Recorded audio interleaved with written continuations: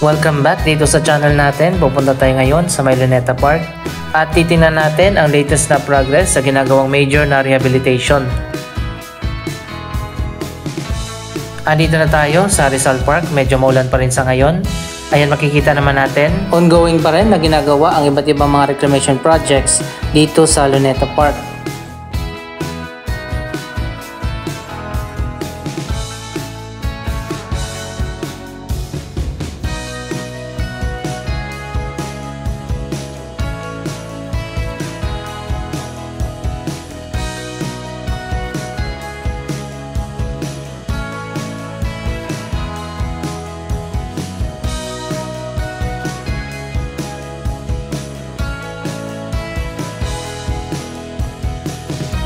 May mga bagong kalsada na dito na tagos sa magkabilang side ng park na ito.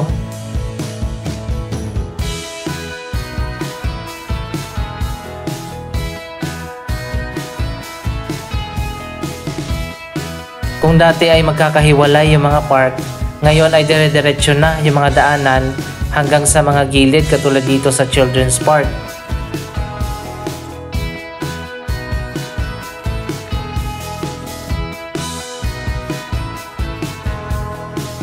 Isa pa sa mapapansin natin itong mga bagong mga lamppost na inilagay sa kahabaan ng mga bagong kalsada.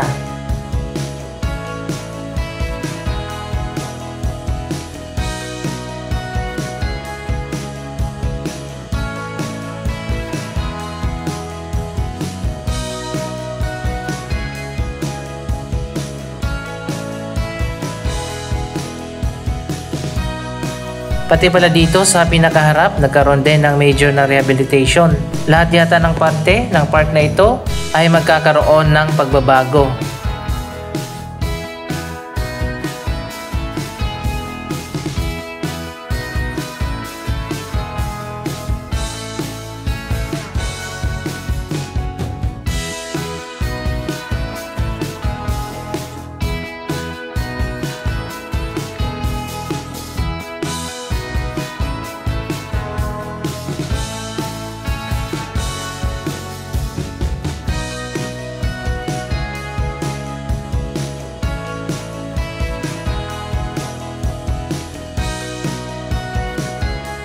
Magiging mas maliwalas na itong bagong Luneta Park kapag natapos na ang mga rehabilitation projects na ginagawa dito.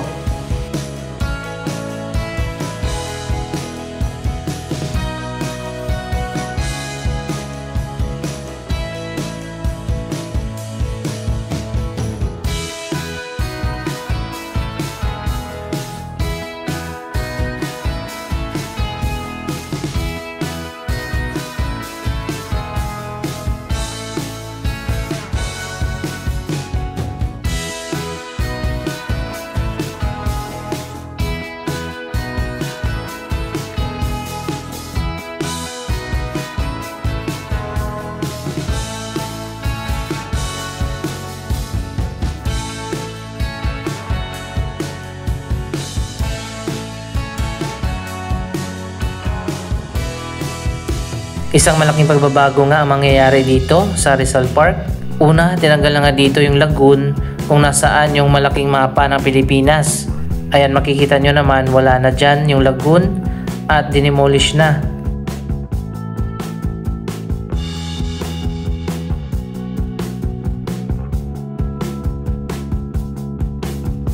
Punta naman natin dito sa kabilang side. Tingnan natin yung progress dito. Dito sa harap nakalagay dati yung malaking signage ng Rizal Park. Pero sa ngayon makikita nyo naman wala na rin ito at tinanggal na.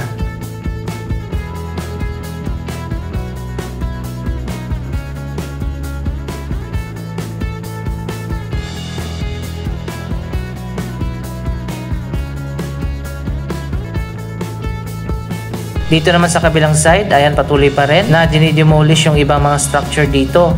May mga bagong kalsada na rin na diretso na hanggang dyan.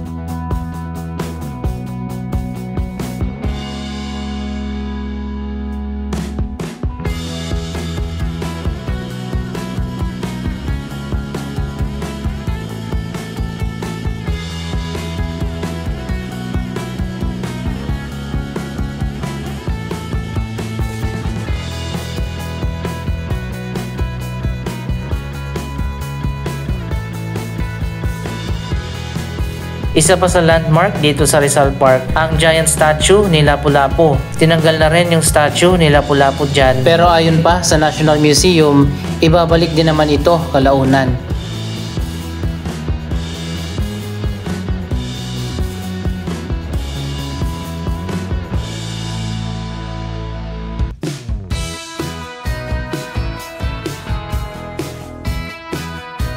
So ayan guys, dito sa kabila, ayan maliwalas na. Hindi ko lang alam kung puputulin ba yung mga puno dito.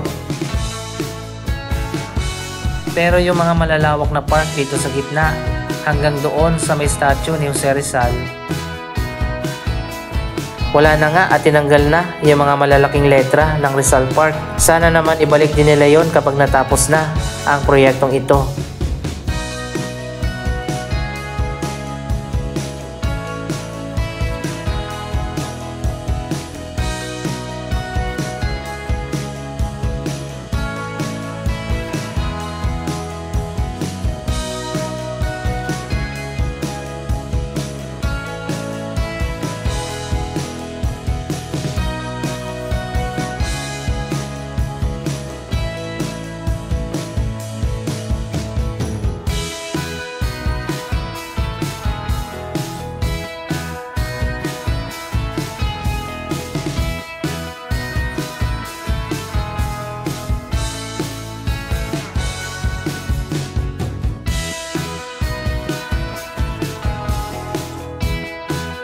Nakapasok na tayo dito sa loob ng Rizal Park. Malapit ito sa National Museum of Natural History.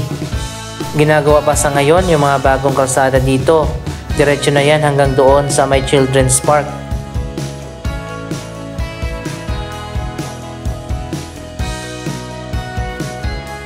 Ito namang bagong kalsada na to, diretso naman yan sa gitna ng Rizal Park.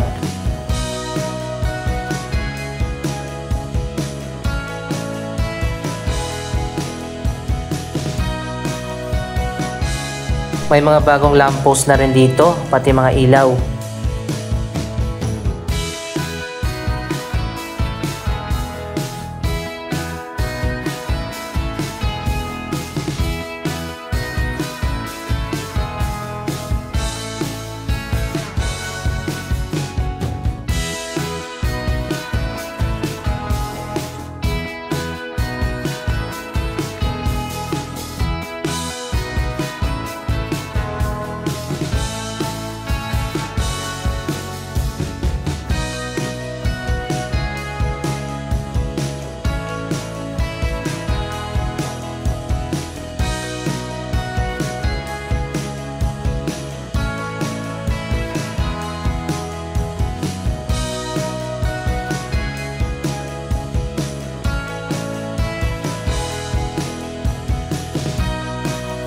Ayan, makikita naman natin medyo mataas ng konti yung mga bagong kalsada na inilagay dito.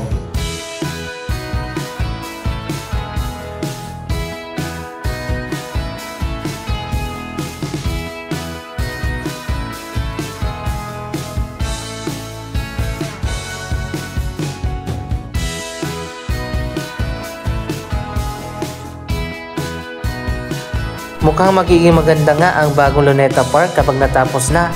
Magiging mas malawak na rin ito dahil binuksan na yung magkabilang side ng park. Dito naman tayo sa bandang gitna. Ayan, makikita nyo naman, ito na yung mga bagong kalsada. Mas malawak pala yung mga bagong kalsada na itinayo dito kumpara doon sa luma.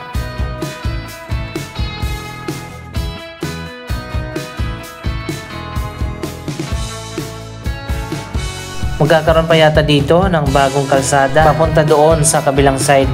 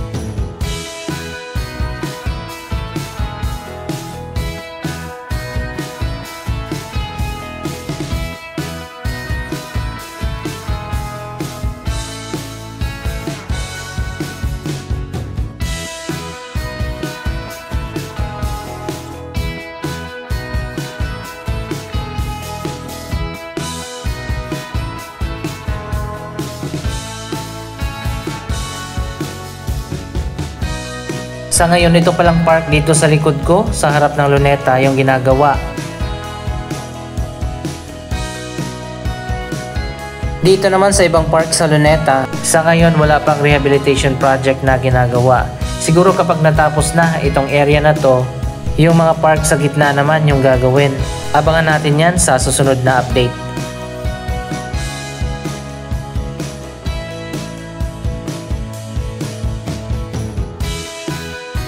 Wala na nga at dinemolish na yung giant statue ni Lapu-Lapu na nasa gitna ng park na yan. Pero sabi nga, ibabalik naman daw kapag natapos na ang proyektong ito.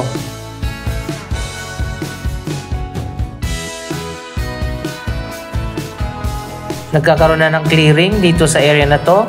Mukhang lalagyan ng bagong kalsada mula dito hanggang doon sa kabilang side.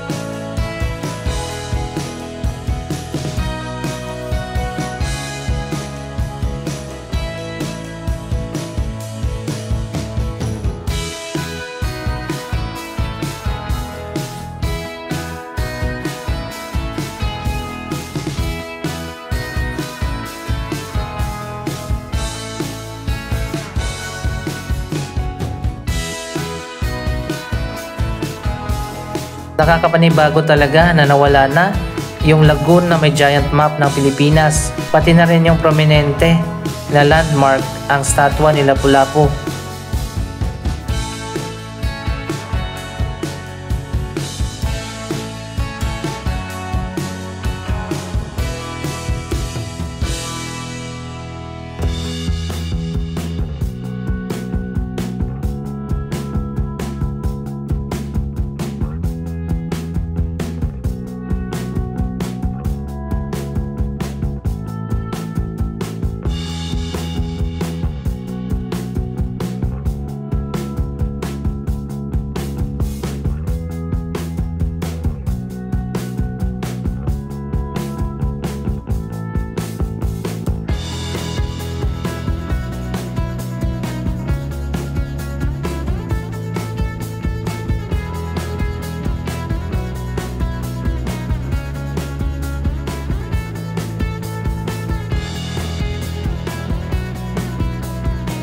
Tapos na rin yung bagong kalsada dito sa kabilang side at may bago na rin mga poste ng ilaw.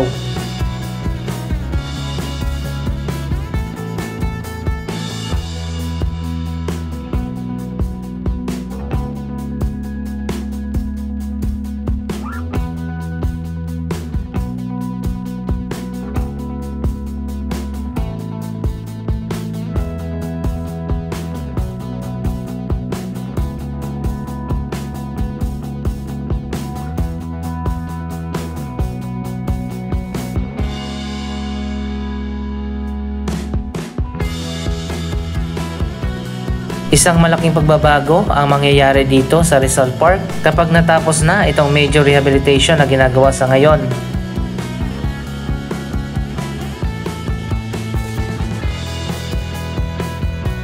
Excited na rin ba kayo sa magiging bagong mukha ng Rizal Park? Mag-comment lamang dyan sa baba ng inyong mga reaksyon.